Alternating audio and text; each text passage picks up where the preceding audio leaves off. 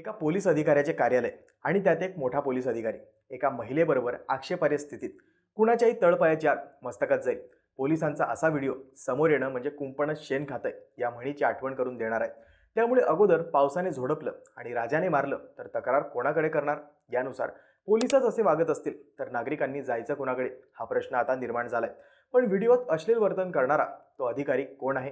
Video viral होण्यामागे नेमकं कारण काय? या बाबींचा आढावा आपण आजच्या व्हिडिओमध्ये घेणार आहोत. नमस्कार, मी बुद्धभूषण आणि तुम्ही बघताय कट टू कट.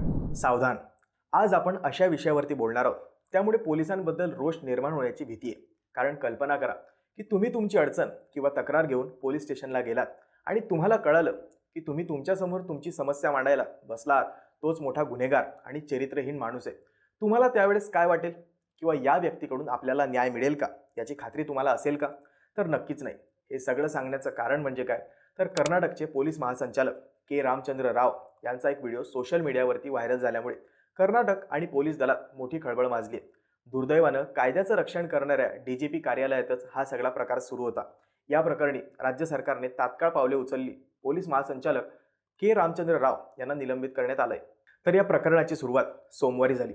सोमवारी सोशल मीडियावर काही व्हिडिओ क्लिप्स व्हायरल झाल्या ज्यामध्ये वरिष्ठ पोलीस अधिकारी के रामचंद्र राव हे विविध महिलांसोबत आक्षेपार्ह अवस्थेमध्ये दिसत असल्याचा दावा करण्यात आला. हा व्हिडिओ 8 वर्ष जुना असल्याचं सांगण्यात येत आहे. आता या प्रकरणाची गंभीर दखल घेत मुख्यमंत्री सिद्धरामय्या त्यांनी सखोल चौकशी आदेश देत कठोर कारवाईचे आश्वासनही दिले. आज सकाळीच मला या प्रकरणाची माहिती मिळाली. संबंधित अधिकारी कोणत्या पदावर असला तरी तो कायद्यापेक्षा मोठा नाहीये. या प्रकरणाचा सविस्तर तपास करून योग्य ती कारवाई केली जाईल असे स्पष्ट निर्देश मुख्यमंत्री सिद्धरामय्या यांनी केलंय. त्यांच्या निलंबनाच्या आदेशात म्हटलंय की राव यांचे अश्लील वर्तन एका सरकारी अधिकाऱ्यासाठी शोभनीय नाहीये. त्यामुळे सरकारची बदनामी झाली. राव यांची वागणूक नियमांचे उल्लंघन करणारी आहे. राज्य सरकार या निष्कर्षावर पोहोचलंय की डीजीपी डॉक्टर के रामचंद्र राव यांना तात्काळ तपास सुरू असेपर्यंत निलंबित करण्याचे आवश्यक आहे.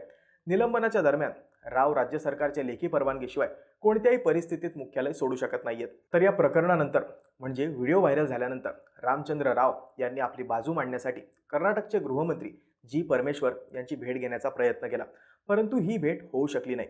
प्रसारमाध्यमांशी बोलताना राव यांनी स्वतःवरील आरोप फेटाळून लावलेत. ते म्हणालेत की या व्हायरल व्हिडिओच्या क्लिपमुळे मला मोठा धक्का बसलाय. माझा याच्याशी कोणत्याही प्रकारचा संबंध नाही. आजच्या काळात कोणाचाही बनावट व्हिडिओ तयार करणे शक्य आहे. हा माझी प्रतिमा मलिन करण्याचा कट असू शकतो. हे व्हिडिओ जुने असतील तर किमान 8 वर्ष जुने असावेत, जेव्हा मी बेळगावमध्ये तैनात होतो. याबाबत वकिलांची चर्चा केली आहे आणि कारवाई करत आहोत. माझ्यासाठी ही धक्कादायक गोष्ट आहे. व्हिडिओ पूर्णपणे खोटा आहे. पण तपास झाल्याशिवाय सत्य समोर येणार नाही. या प्रकरणाची सखोल चौकशी व्हावी असा दावा त्यांनी केलाय. पण हा सर्व गदारोळ ज्यांच्यामुळे उठला ते के रामचंद्र राव कोण आहेत हे आधी पाहूयात. के रामचंद्र राव हे 1993च्या बॅचचे IPS अधिकारी आहेत. ते मे 2026 मध्ये निवृत्त होणार आहेत. मूळच्या आंध्र प्रदेशचे. त्यांनी पदवी सुद्धा संपादन केली आहे. PhD पदवी त्यांच्याकडे आहे. त्यांनी त्यांच्या 32 वर्षाहून अधिक काळाच्या कारकिर्दीत अनेक महत्त्वाच्या जबाबदाऱ्या सांभाळल्या.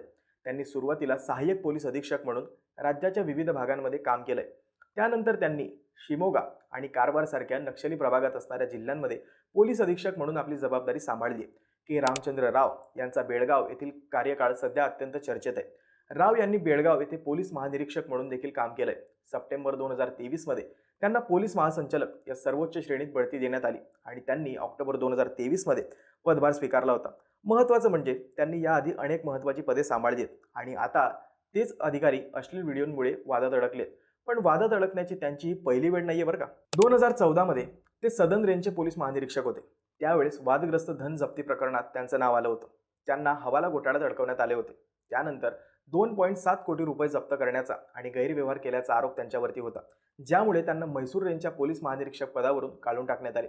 नंतर बनावट चकमकीत सहभागी असल्याबद्दल CIDने त्यांची चौकशी केली. पण सगळ्यात मोठा वाद होता तो म्हणजे त्यांच्या मुलीचा सोन्याच्या तस्करीत अटक झाली होती आणि त्यांची मुलगी कोण साधीसुधी नव्हती. ती होती एक अभिनेत्री राण्याराव. के रामचंद्र राव हे राण्याराव यांचे सावत्र वडील आहेत. राण्याराव सोने तस्करी प्रकरणात बंगळूर सेंट्रल जेलमध्ये शिक्षा भोगतायत. के रामचंद्र राव यांच्यावर आपली सावत्र मुलगी राण्याराव हिला मदत केल्याबद्दल आरोप आहे. सोने तस्करी प्रकरण समोर आले तेव्हा राव कर्नाटक पोलीस हाऊसिंग कॉर्पोरेशन प्रमुख होते. 2025 मध्ये हे प्रकरण समोर आले होते. डॉक्टर रामचंद्र राव यांनी प्रसारमाध्यमांना सांगितलं होतं की त्यांच्या सावत्र मुलीशी काहीही संबंध नाहीये.